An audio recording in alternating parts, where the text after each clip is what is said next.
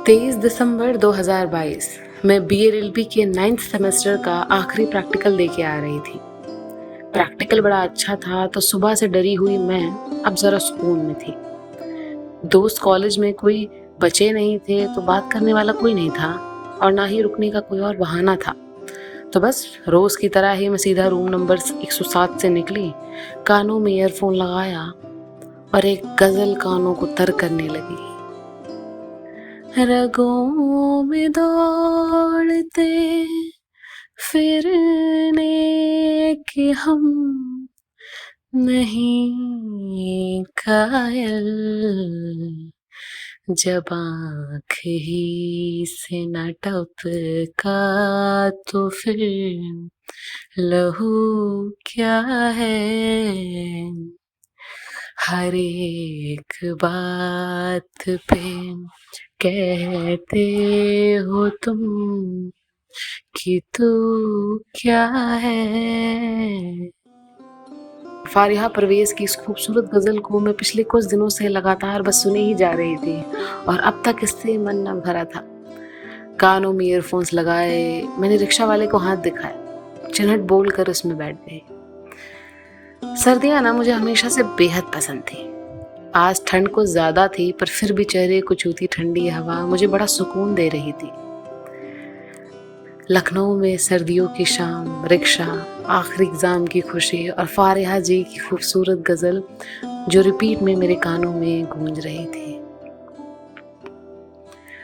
जिस्मानी तरीके से मैं किसी खास के साथ नहीं थी, पर मन कर रहा था कि मानो ये सफर खत्म ही ना हो। बस तभी एक आवाज अचानक से मेरी गजल के साथ की चीरती हुई कानों में पड़ी। मैम, चिन्हट आ गया और मेरा सफर खत्म ना होने वाला विचार वहीं खत्म हो गया। मैंने अपनी गजल का वॉल्यूम थोड़ा कम किया ताकि मैं कायदे से रोड पार कर सकूं।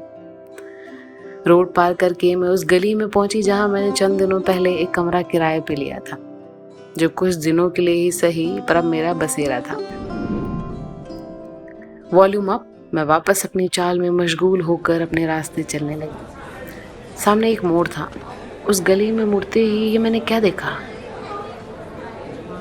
बहुत सारे लोगों की भीड़ जहां सबने एक ही लिबास पहना है, वही सफेद कुर्ता पजामा और सर पे एक सफेद टोपी। और हर मोड़ से लोग बड़ी जल्दबाजी में उसे एक जगह इकट्ठा होते दिखे और सभी ने वही सफेद कुर्ता पजामा पहना था और सर पे वही सफेद टोपी।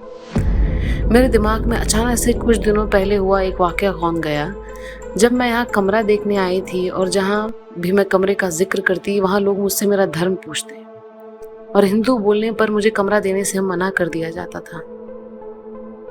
मैंने आसपास के घरों की नेम प्लेट पे उनका नाम देखा, MS उस्मान, गुलजार कॉलोनी, चिन्हट। मेरी रूह कांप गई। न्यूज़पेपर्स की हेडलाइंस, पापा की बातें, समाचार में दिखाई जाने वाली खबरें अचानक से मेरे दिमाग को सुन कर गई और मेरा दिमाग अंदर ही अंदर मुझे जोर से ये बोलने लगा कि क्या यहाँ दंगे होने वाले हैं।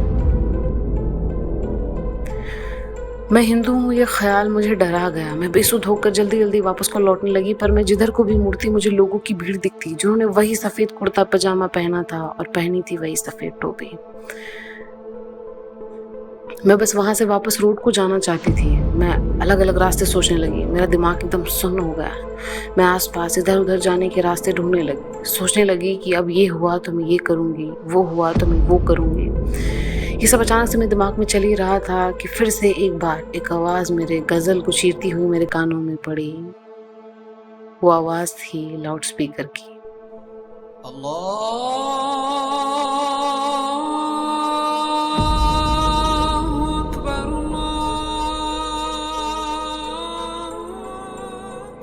जो पास ही के एक मस्जिद से आ रही थी। वो आवाज थी शाम की अजान की।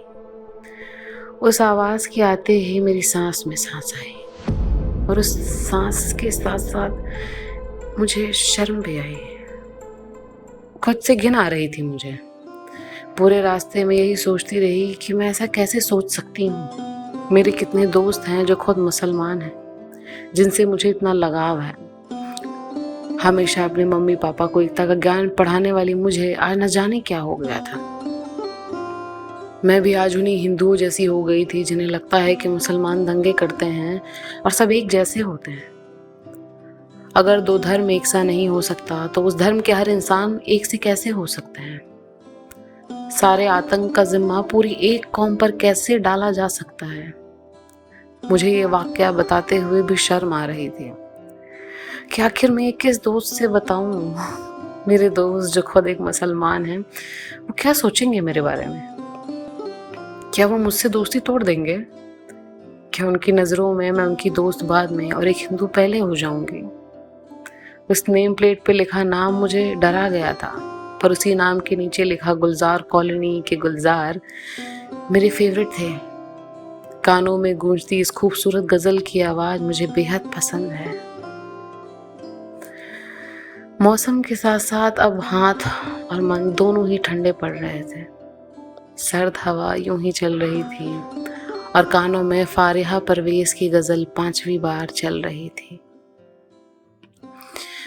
जला है जिस्म जहां दिल भी जल गया होगा, खुरेदते हो जो अब राख, जस्तजू क्या है हर एक बात पे कहते हो तुम कि तू क्या है, तुम ही कहो ये अंदाज़